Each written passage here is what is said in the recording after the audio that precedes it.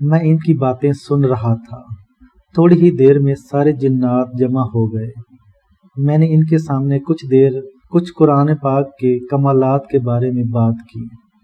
میری بات کا ان پر بہت اثر ہوا۔ زار و قطار رو رہے تھے۔ علیحدہ باپردہ خواتین بھی بیٹھی تھیں اور مرد بھی تھے۔ وہ لاکھوں کے قریب تھے۔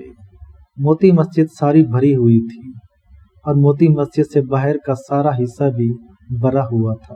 وہاں کا جنات کا انوکھا لاؤڈ سپیکر ہوتا ہے، اسے میں لاؤڈ سپیکر کہوں یا کوئی اور نام دوں۔ وہ مستقل ایسی آواز نکالتا ہے جو میلوں تک آواز پہنچاتا ہے، لیکن اس کی آواز صرف جنات سن سکتے ہیں اور کوئی نہیں سن سکتا۔ اچانک میرے دل میں دوران تقریر ہی ایک بات پیدا ہوئی۔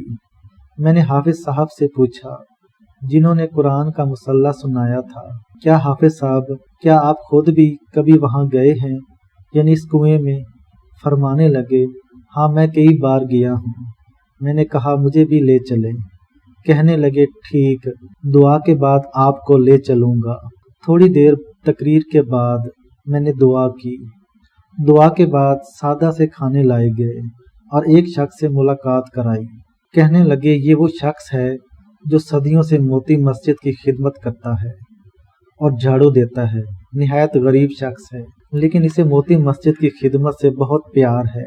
میں نے اٹھ کر کھڑے ہو کر اسے گلے لگایا، کیونکہ غریب کو گلے سے لگانے سے مجھے بہت سکون ملتا ہے۔ میں نے اس کا حال احوال پوچھا۔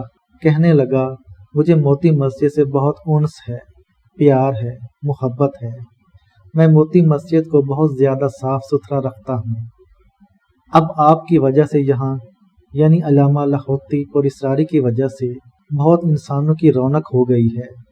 آج سے چند سال پہلے جب آپ نے موتی مسجد کو متعارف نہیں کرایا تھا، یہاں سال ہر سال کوئی انسان نہیں آتا تھا، بالکل ویرانی تھی۔ لیکن موتی مسجد کبھی ویران نہیں ہوتی۔ موتی مسجد ہمیشہ جنات سے آباد رہی۔ اولیاء صالحین نیک جنات ہمیشہ موتی مسجد کو اپنی سر آنکھوں کا تارا بنائے رکھتے ہیں، اور میں موتی مسجد کو بہت زیادہ صاف ستھرا رکھتا ہوں، ہمیشہ کوشاں رہتا ہوں۔ مجھے اس وقت تکلیف ہوتی تھی جب موتی مسجد میں کوئی ناپاک شخص آتا تھا یا کفار آتے تھے اور یہاں آ کر تصویریں کھینچتے تھے۔ میں نے کئی ناپاک شخص کو تکلیف دی۔ ایک ناپاک شخص آیا، میں نے اس کی گردن توڑ دی۔ بظاہر اس کا حادثہ ہوا اور وہ مر گیا۔ ایک ناپاک شخص آیا، اس نے موتی مسجد کی قدردانی نہیں کی، میں نے اس کی بازو توڑ دی۔ ایک ناپاک شخص آیا، میں نے اس کو دل کے مرض میں مبتلا کر دیا۔ ایک ناپاک شخص آیا، میں نے اس کو پرانی آنکھوں کی ٹی بی میں مبتلا کر دیا۔ ایک ناپاک شخص آیا، اس نے ناقدری کی، میں نے اس کو دل، اعصابی، ذہنی اور نظر کی بیماریوں میں مبتلا کر دیا۔ موتی مسجد کا وہ خادم کہہ رہا تھا کہ جس دور میں یہاں انسانوں کی مسجد آباد نہیں تھی، کچھ لوگ تنہائی کی وجہ سے یہاں گناہ کے جذبے سے آتے تھے۔ میں نے ہر ایک شخص کو عبرتناک سزا دی، کسی کو رزق کے ذریعے، کسی کو صحت کے ذریعے، گھریلو مشکلات اور مسائل کے ذریعے، اور کسی کو حادثات کے ذریعے۔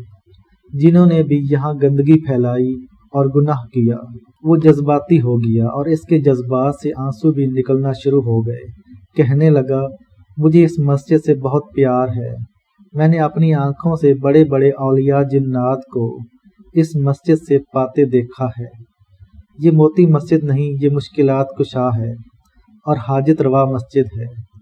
اس میں مشکل کشائیاں ہوتی ہیں، اس میں حاجت روائیاں ہوتی ہیں، اس میں مسائل حل ہوتے ہیں، اس میں الجھنیں دور ہوتی ہیں۔ پھر کہنے لگے موتی مسجد کے خادم جن جو بہت بوڑھے تھے اور ان کی سفید لمبی داڑھی تھی، میں یہاں ہر آنے والے مرد اور عورت کو سر پر ہاتھ رکھ کر برکت کی دعا دیتا ہوں۔ کوئی بھی یہاں مرد، عورت، بچہ، بوڑھا، جوان آیا ہو، مجھے خوشی ہوتی ہے کہ مسجد آباد ہو کر مسجد میں اللہ کا نام اور اس کے نبی صلی اللہ علیہ وسلم کا نام لیا جائے، اور میں آپ سے بہت راضی ہوں۔ آپ اور آپ کی نسلوں کے لیے دن رات دعائیں کرتا ہوں۔ آپ نے موتی مسجد کو متعارف کروایا اور آپ نے موتی مسجد کو بہت زیادہ عالم میں مقبول اور محبوب کیا۔ اس کی گرانی کو جو کہ انسانوں کی وجہ سے تھی ختم تھی۔ مجھے آپ سے محبت ہے۔ وہ رو رہا تھا، اس کے اشک بہہ رہے تھے۔ میں نے اس کے آنسو صاف کیے، اس کو اپنے سینے سے لگایا۔ مسجد کی خدمت نے اسے روحانیت دی، نورانیت دی، نور دیا، برکت دیا اور خیر و عافیت دی، اور مسجد کی خدمت نے اسے دنیا بھی دی، آخرت بھی دی تھی، عزت بھی دی تھی، شان و شوکت بھی دی تھی۔ کہنے لگا، اس سے پہلے میرے گھر میں غربت ہی غربت تھی، تنگ دستی ہی تنگ دستی تھی۔ جب سے میں نے موتی مسجد کی خدمت شروع کی، میرے گھر میں وسعت ہو گئی اور میرے گھر میں خیریں پھیل گئیں، برکتیں پھیل گئیں اور عافیتیں پھیل گئیں۔ پہلے میرے گھر میں بے برکتی اور نحوست ہوتی تھی۔ جب سے میں نے موتی مسجد کی خدمت کی اور کچھ نہ چاہا اور صلہ صرف اللہ سے چاہا، اور مجھے بہت زیادہ خیر و برکت کے خزانے ملے۔ پھر ایک انوکھی بات کہی کہ آپ جس کنویں کا تذکرہ کر رہے تھے، واقعی اس کنویں میں انوکھا جہان ہے۔ اب تو یہ کنواں بند ہو گیا ہے، لیکن کنویں کے اندر روحانی دنیا کے دروازے ہیں اور اسراری دنیا کے دروازے ہیں، ہلاکوتی دنیا کے دروازے ہیں، ملاکوتی دنیا کے دروازے ہیں، اور زمین کے اندر اللہ کے حکم سے چل رہا ہے۔ واقعی اس کے اندر جہان ہے۔ کہنے لگا، میں بھی کئی بار دروازوں کے اندر گیا ہوں، گھوما ہوں، اور ان دروازوں سے مجھے بہت کچھ ملا ہے۔ ان کی باتیں سن کر میرا اشتیاق اور بڑھ گیا۔ میں نے مسجد کے قاری صاحب جنہوں نے ختم قرآن کیا، انہیں اور کچھ جنات اور موتی مسجد کا خادم، ہم وہاں گئے۔ کنواں ویران ہے، اس پر مٹی سے آدھا بھرا ہوا ہے، لیکن ہمارے جاتے ہی کنویں کے اندر سے مٹی ہٹی۔ وہاں سیڑھیاں نظر آنا شروع ہوئیں۔ ہم سیڑھیاں اترتے گئے۔ تھوڑی ہی دیر میں اس جگہ پہنچے جہاں اصل پانی تھا۔ اس پانی کے ساتھ قاری صاحب نے دروازہ کھٹکھٹایا۔ اندر سے آواز آئی، کون ہے؟ قاری صاحب نے فرمایا، موتی مسجد کا قاری ہوں۔ پوچھا گیا، تیرے ساتھ کون کون ہے؟ میرا بتایا، 7 اور جنات تھے۔ ان کا بتایا کہ مسجد کا خادم ہے۔ آواز آئی، آپ سارے جا سکتے ہیں، لیکن آپ میں سے فلاں شخص ایک جن تھا، اس کو اندر آنے کی اجازت نہیں ہے۔ قاری صاحب نے پوچھا کہ کیا وجہ؟ فرمایا، یہ وہ شخص ہے جو رشتہ داروں سے ناطے توڑتا ہے، ان کو تانے دیتا ہے، ان سے خوشی غمی میں شامل نہیں ہوتا۔ اس کے پاس دولت ہے، مال ہے، مال و دولت نے اسے صلہ رحمی اور رشتہ داروں سے رابطہ سے جدا کر دیا ہے، اور یہ بہت دور نکل گیا ہے۔ اس کے رشتہ دار اس کو ملنے آتے ہیں، یہ انہیں سیدھے منہ بات نہیں کرتا، ان سے ملتا نہیں، یہ ان کے ساتھ بہت ٹیڑھے انداز سے ملتا ہے۔ اس نے کبھی بھی اپنے قریبی رشتہ داروں کو دعوت نہیں دی، ان کے لیے کھانا پینا نہیں کیا، اپنے غریب رشتہ داروں کی کبھی مدد نہیں کی۔ یہ ہر پل اپنی دولت کے نشے میں مست رہا۔ اس جہاں میں یہ نہیں جا سکتا۔ رشتہ داروں کی زیادتی بھی ہو تو ان کو برداشت کرو، وہ اس جہان میں ضرور جائے گا، اور جو رشتہ داروں کو توڑے اور اس جہان میں نہیں جائے گا۔ ہم پریشان ہوئے، آخر اس جن کو واپس جانا پڑا۔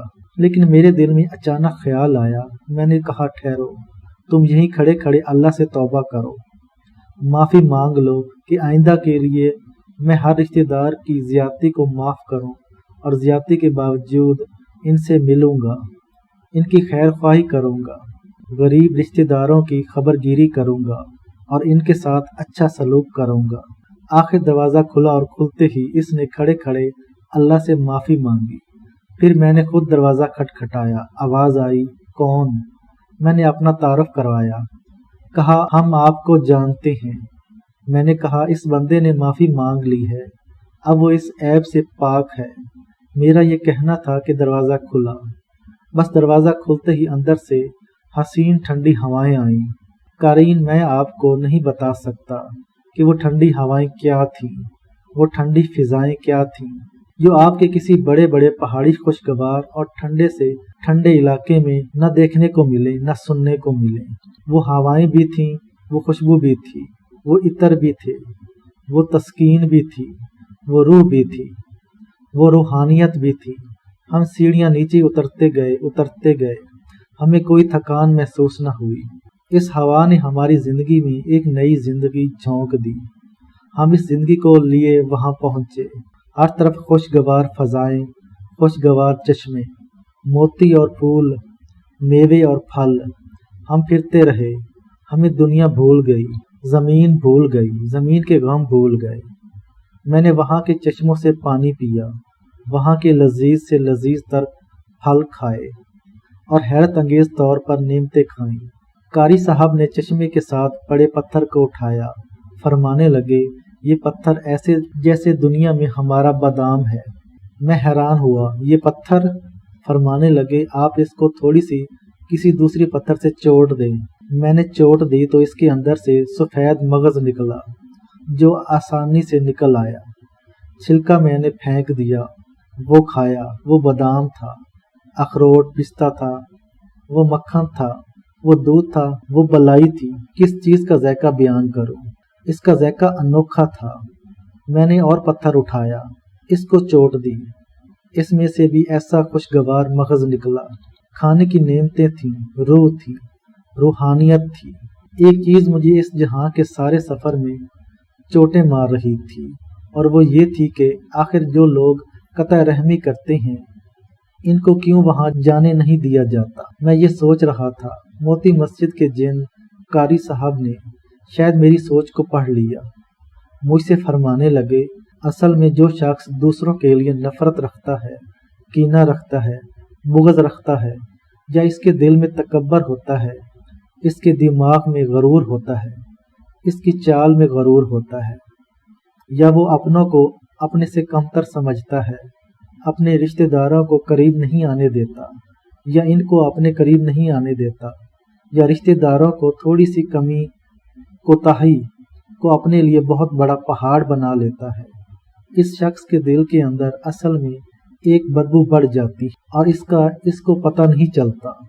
न वो बदबू इंसान सूंघ सकता है और जिन्नात भी वो बदबू शायद कम सूंघते हों, लेकिन ये रूहानी मखलूक, फरिश्ते और दूसरे जहानों की मखलूक ये बदबू भांप लेती है, क्योंकि इनका आलम खुशबूदार है और इनका आलम बहुत मुअत्तर है। इसलिए वहाँ वो शख्स जा नहीं चाहता जिसके दिल में बुग़्ज़, कीना, नफरत न हो, जो अपने अमीर, गरीब, फकीर, हर किस्म के रिश्तेदारों के साथ अच्छा सलूक करे। बावजूद इनकी ज़ियादतियों के ये जहान उन लोगों के लिए है। हम बहुत देर तक ये जहान फिरते रहे। आखिरकार मेरे जी में आया कि हमें वापस जाना चाहिए। हमने वापस जाने का इरादा किया। वही सीढ़ियाँ चढ़ते हम वापस आए और कुआं वापस इसी तरह बंद हो गया। इसके अंदर सीढ़ियों का निशान तक खत्म हो गया।